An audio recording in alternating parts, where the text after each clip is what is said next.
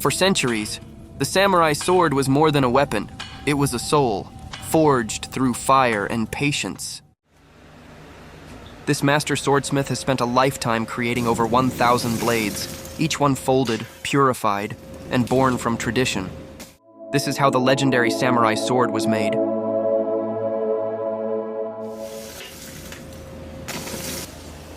Before steel became a blade, it was simply earth.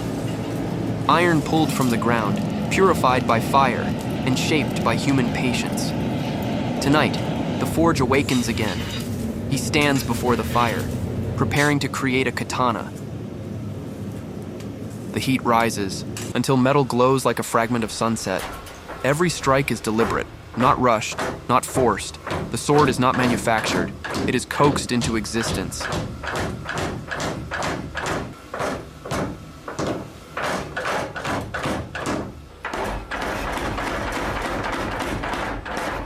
He folds the steel again and again, removing weakness, layer by layer, purifying, strengthening, balancing hardness and flexibility in a single form. This is the part most will never see, the long, quiet transformation within the metal, where impurity becomes precision.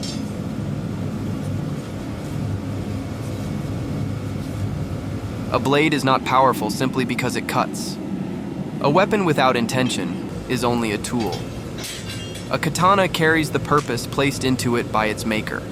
He forges balance, not domination. Discipline, not rage.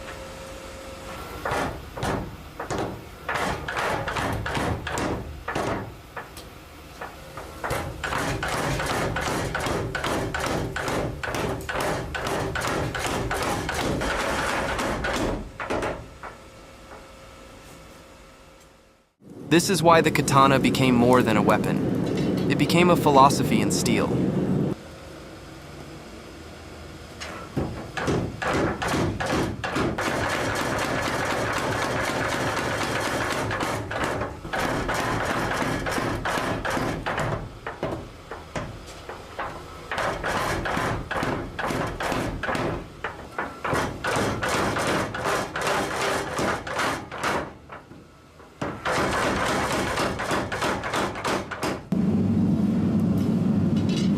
The master patiently continues with the process.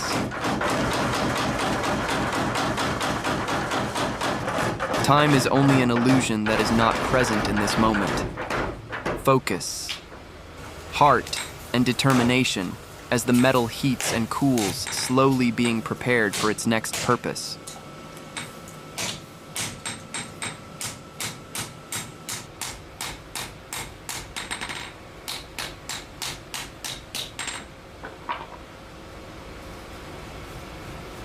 When the metal is finally ready, it faces the moment between fracture and immortality. He lowers the heated blade into water. Steam rises violently. The forge hisses. The blade settles into silence. This is the threshold between life as raw metal and life as a katana. Hidden inside this moment is centuries of knowledge.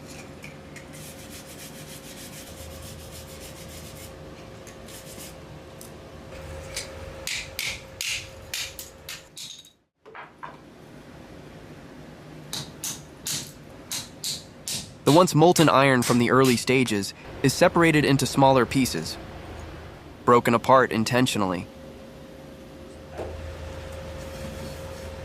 Because soon, they will be reunited, forged back together, stronger than before. Just like the spirit of those who learn through pressure and become unbreakable through struggle. As sparks fly like fragments of sunset scattering into the air, his heart burns with the same fire of devotion for this ancient art.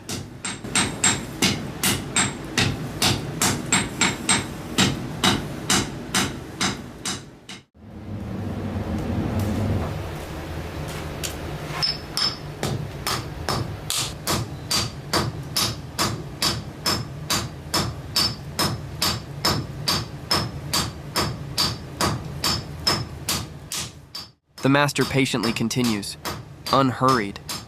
Time itself becomes meaningless inside this forge. Here, in this moment, nothing matters. There is no past, no future, only focus, heart, and absolute determination.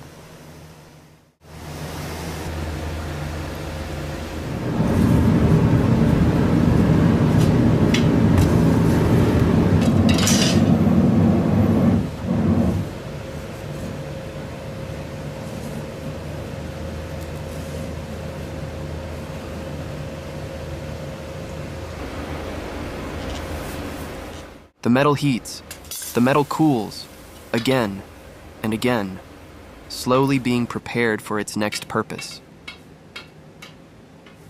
Metal and flame merge toward final form, steel, remembering the shape it must become. This is not fabrication. This is resurrection.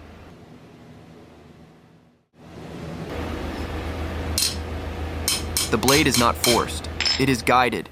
It is shaped by patience, disciplined hands, and a mind that now holds a single thought. How will this blade be seen when it stands on display, long after this fire has gone cold, long after these hands are gone, yet the katana remains, a testament of creation itself. He polishes the surface until every detail emerges, light flowing like liquid along the edge. A katana does not hide its nature, it reveals it openly. Every line, every reflection shows the path taken to become whole.